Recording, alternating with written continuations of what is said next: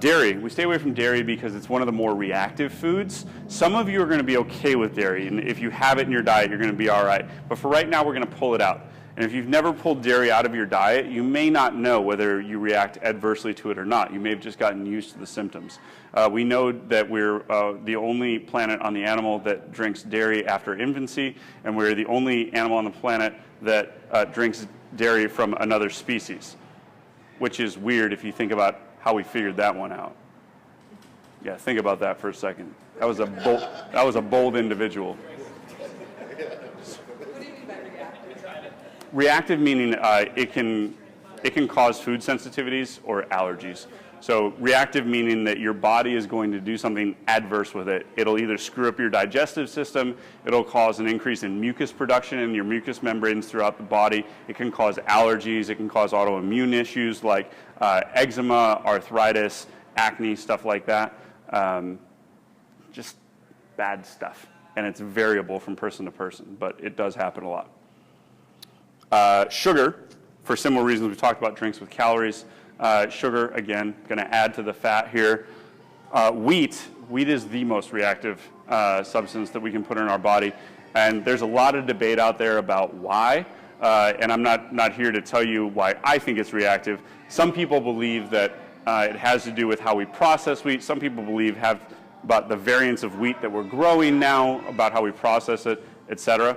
But what we do know is a vast majority of people have digestive issues that come from wheat. Some of them are acute. There is celiac, there is gluten intolerance. Those are two very different things. Those are clinical conditions. And then there's people that are just normal people that don't deal well with wheat, with gluten. And so we want to try and pull it out for now because your digestive tract will be much, much happier without that stuff running through it daily. Wheat, one thing to know is it takes gluten a minimum 7 days to get entirely out of your system for your body to flush it out. So if you just have a little dose of gluten once a week, it's never really leaving your body for good. So we're going to try and pull out the pastas, the breads, the cereals, etc. out of that one.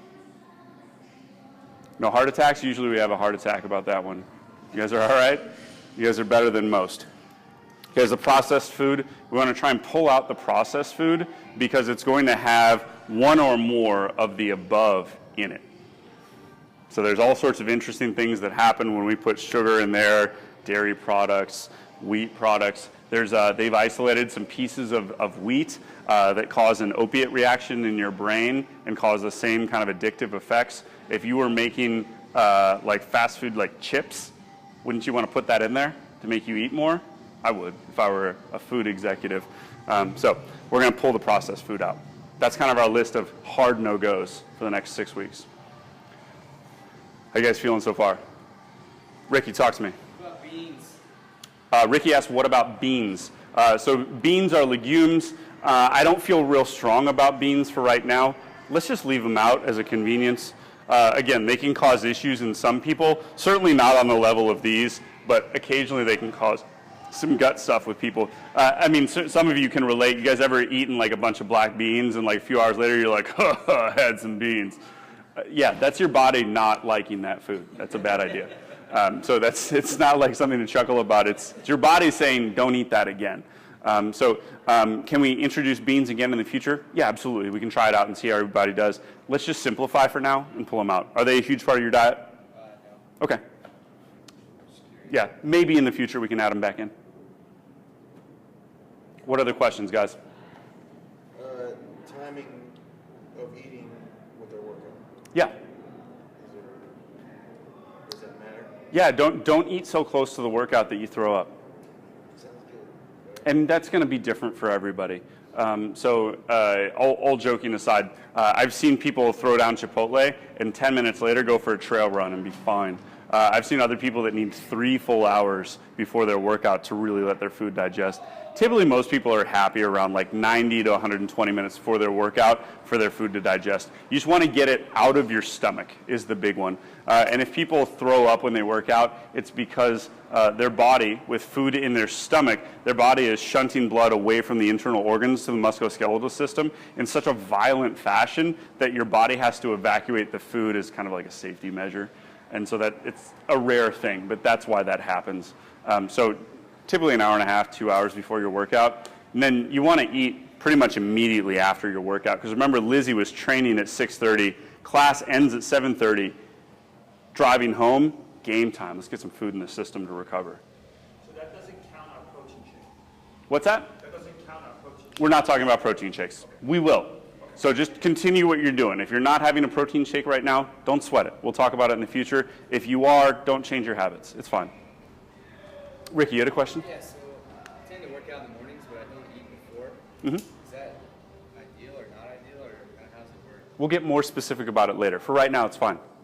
You said you're not eating before your workout in the morning? Yeah, it's okay. Yeah, if you're working out in the morning, it's okay to not work out in the morning. I'm sorry, what was your question, Chris? Eat something small before your morning workout. Like, I'll wake up sometimes, I'll have like something to eat 45 minutes before I get here. Sure. Just so I have something in my stomach. Okay. Yeah. Just eat something good. Yeah, so why don't you, so again, we'll be more specific about pre-workout and post-workout nutrition in the future, but if you want to do that, why don't you take some of that first meal, and put it before your workout. Okay. That works great. Ali, do you have a question? Okay. You don't have to talk about this now, but I'm just curious about almond milk.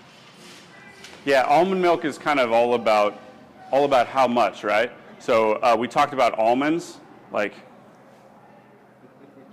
so if you're going to have a glass of almond milk, that might be too much.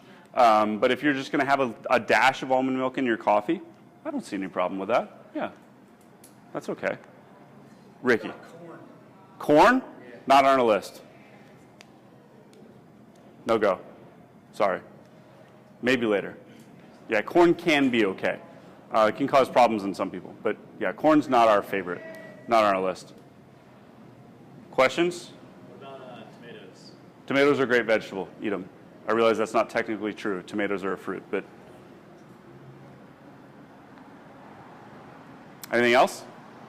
I have more homework for you guys. So, in addition to all this stuff, you guys got the avoid stuff? Actually, you know what? I'm going to work further to the side of that to make sure that we can save the notes. I know, look at all of it. All right, guys, couple things.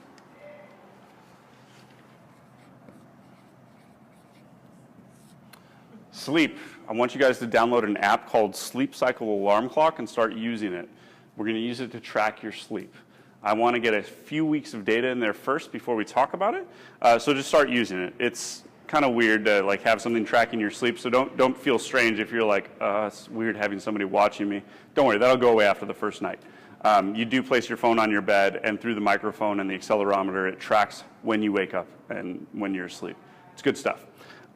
Sleep Cycle Alarm Clock is the name of that one. In addition to that, I'm going to send you guys meal plans. That does not affect what you're eating. I don't want you to use the meal plan, but you're going to use it. Start tracking your body weight. There's a body weight log in there. If you don't have a scale, go to Target. Don't spend more than like 30 bucks. Buy a scale. And every morning, you're going to wake up and get on that scale. You're welcome to go to the restroom first if you'd like, but don't eat anything. Don't put a cinder block on your shoulder. Don't do anything silly. Just get on the scale, weigh yourself. Know that your weight is going to fluctuate. That's okay. That means you're a human. And your weight fluctuating is okay. It's going to go up 2, 3, 4 pounds a day, depending on sodium intake, water levels, et cetera, et cetera. But having a good average for your weight is at gives us a great idea of what's happening as far as tissue addition or subtraction from your body. So,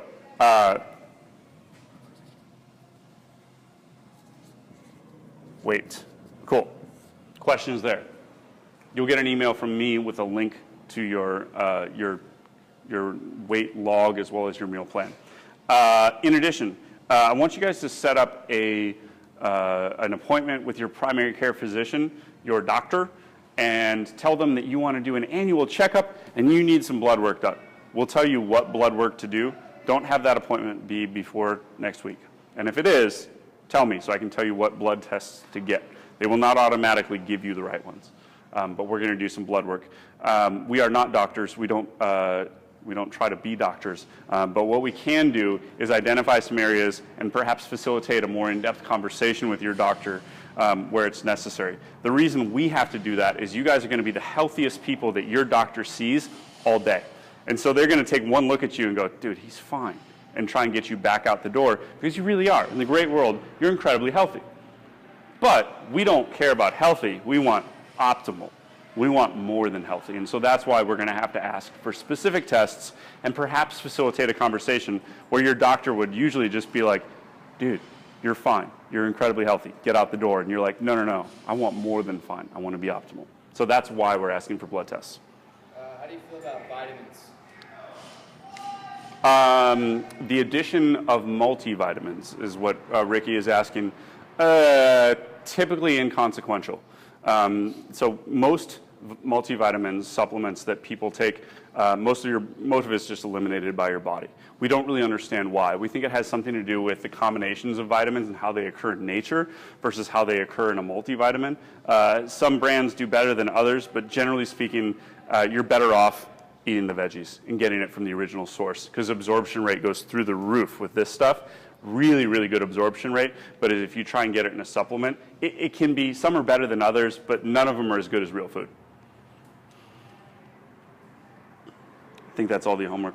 Oh yeah, the last one, and this is fun.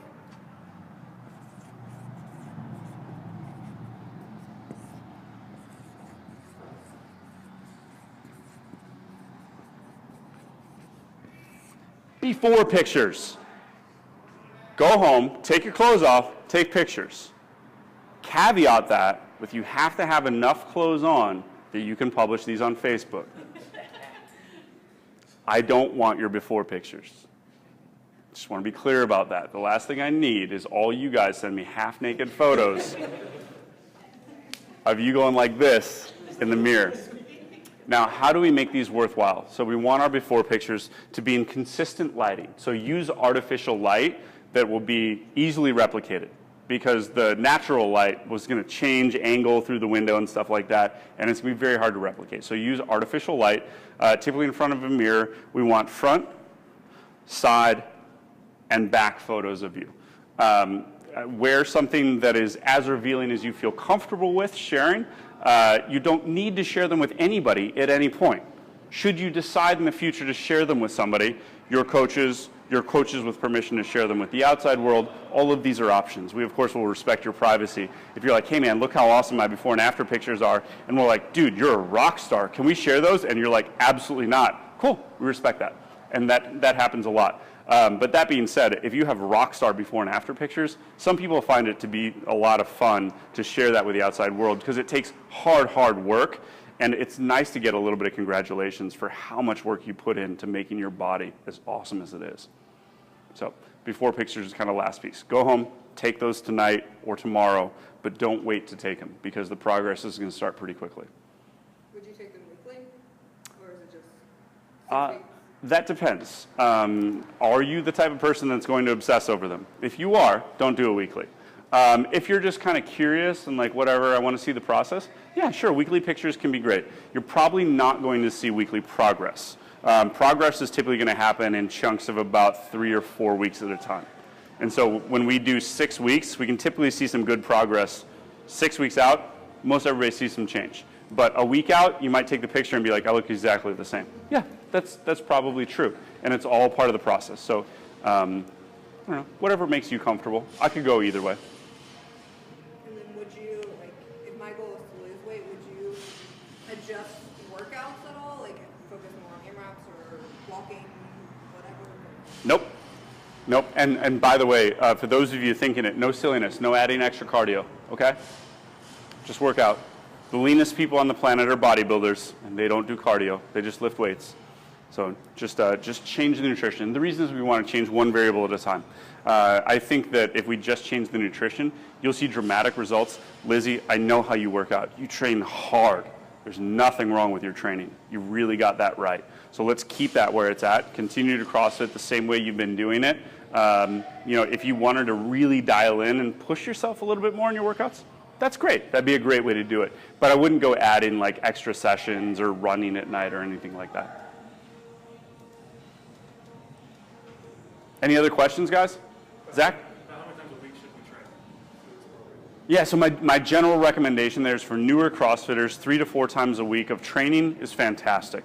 For people that are getting more serious, 5 days a week is kind of the max.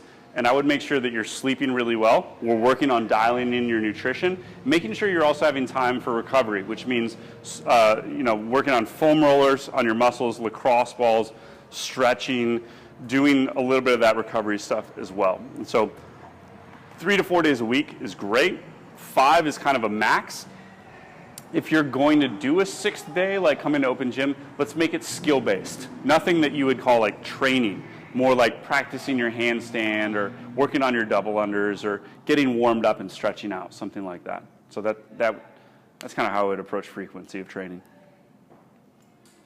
I'm new to this whole CrossFit thing. Mhm. Okay, I know everything's about nutrition. I know that's the starting line. But as far as like getting bigger and muscle, going to the gym and doing like a bodybuilder weightlifting type program, they have the same results? Like going 4 days a week, is that going to show some gains? Going to CrossFit 4 days a week? What do you think, guys? Okay. Yeah. In fact, I would think you're going to have a much tougher time doing 4 days a week of CrossFit. You're going to be very sore. Something that bodybuilders do not experience the way we experience, because there's nothing. Bodybuilding versus CrossFit is not a good or bad. One's not better than the other. They're simply different. Bodybuilding is the pursuit of an aesthetic, kind of a subjective aesthetic that people are trying to achieve, and they're very good at that. We're more interested in function than look. We want you to perform well. We don't care what you look like, but if you perform well, if you have endurance, you have strength, you have stamina, speed, power, coordination, balance, accuracy, agility. If we have a well-rounded athlete standing in front of us, that athlete tends to be pretty confident about how they look. And so if we pursue performance, we get aesthetics and health. But if we pursue aesthetics, we're going to miss performance and health, if that makes sense.